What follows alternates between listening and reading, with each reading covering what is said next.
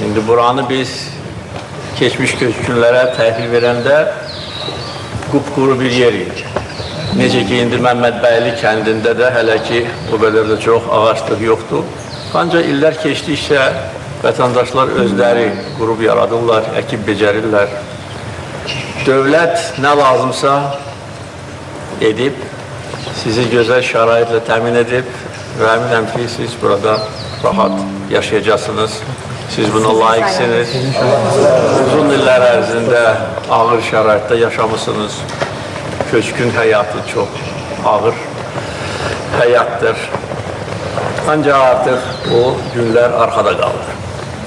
5 ilə yaxındır ki, Azərbaycan öz ərazi bütövlüyünü bərpa edib və bütün azad edilmiş torpaqlarda geniş quruculuq işləri gedir.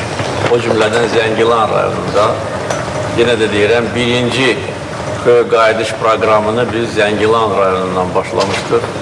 Bugün Zəngilan şəhərində də birinci yaşayış kompleksinin tikintisi demək olar ki, yekunlaşır.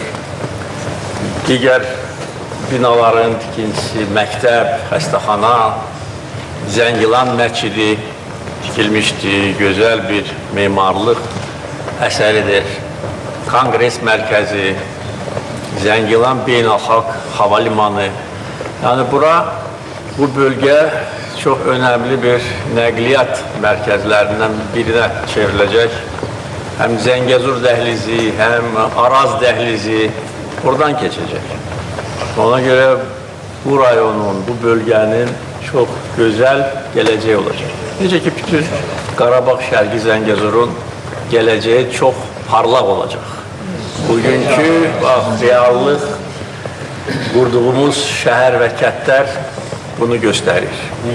Ermənilər, bəli, ermənilər viran qoyub bizim dədə-baba torpaqlarımızı.